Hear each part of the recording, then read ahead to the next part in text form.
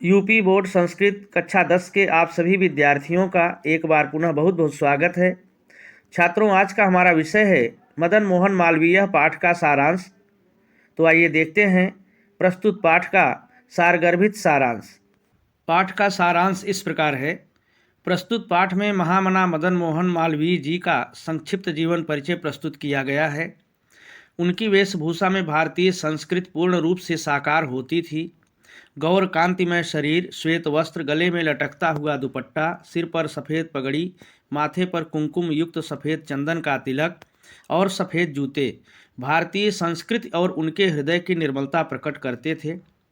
मालवीय जी का जन्म 25 दिसंबर सन 1861 ईस्वी में प्रयाग में एक निर्धन ब्राह्मण परिवार में हुआ था। इनके पिता पंडित ब्रजनाथ चतुर्वेदी संस्कृत के प्रकांड विद्वान थे। इनके पूर्वज मालवा से यहाँ आए थे, इसलिए उन्हें मालवीय कहा जाने लगा।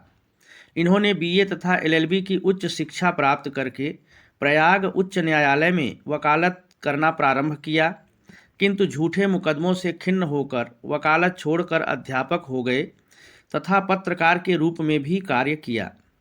हिंदुस्तान पत्र का संपादन करते हुए उन्होंने उस समय अंग्रेज शासकों द्वारा आक्रांत देश और अंग्रेजी भाषा द्वारा आक्रांत शिक्षा में राष्ट्रीय भावना और हिंदी भाषा का दृढ़ता से प्रचार किया। हिंदुस्तान पत्र के अलावा भी कई अन्य पत्रों का उन्होंने संपादन किया, किंतु सर्वत्र राष्ट्र सेवा और हिंदी सेवा ही उनका मुख्य लक्ष्य होता था।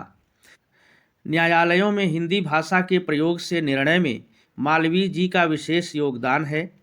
मालवीय जी के हिमालय जैसे ऊंचे मन और उच्च विचारों को देखकर गांधी जी ने उन्हें महामना की उपाधि से विभूषित किया। पत्र संपादन में उनके विचार भली प्रकार स्पष्ट और युक्ति संगत होते थे, इसलिए विरोधी भी उनकी प्रशंसा करते थे। राष्ट्र सेवा के कार्यों में संलग्न मालवीय जी ने कई रचनात्मक कार्य भी किए। प्रयाग की जनता से धन मांगकर उन्होंने मैकडॉनल्ड हिंदू छात्रावास का निर्माण किया। उन्हीं के अथक प्रयास से प्रयाग में मिंटो पार्क का निर्माण हुआ। मालवीय जी ने अशिक्षा को ही भारत के पिछड़ेपन का कारण माना, अतः इसे दूर करने के लिए इन्होंने भीख मांगकर काशी में गंगा किनारे काशी हिंदू विश्वविद्यालय की स्थापना किया।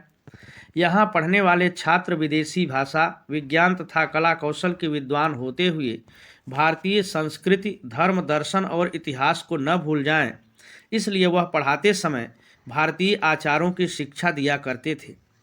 विभिन्न त्योहारों के अवसर पर वे भारत के प्राण स्वरूप भागवत महापुराण की कथा मधुर स्वर में छात्रों और प्रोफेसरों को सुनाया करते थे।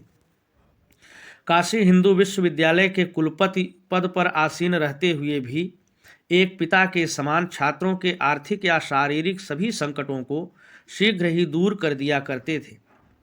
सन 1944 ईस्वी में ब्रिटिश शासन की कुटिल नीति से मुग्ध धर्म के प्रति अंधे नेताओं ने भीषण नरसंहार का नृत्य रचा। इसमें हजारों लोग मारे गए, हजारों लोग बेघर हो गए और लाखों शरणार्थी हो गए। मालवीय जी उस असहनीय कष्ट को सहन नहीं कर पाए और विश्वविद्यालय में स्थित कुलपति भवन में ही उन्होंने अपने प्राण त्याग दिए। मालवीय जी का विपुल यश विश्वविद्यालय के रूप में संसार में सदैव अमर रहेगा। तो छात्रों, यह था मदन मोहन मालवीय पाठ का सारगर्भित सारांश। परीक्षा की दृष्टि से बहुत महत्वपूर्ण है। इसे आप लोग अपनी पुस्तिका में नोट कर लें और तैयार कर लें। धन्यवाद।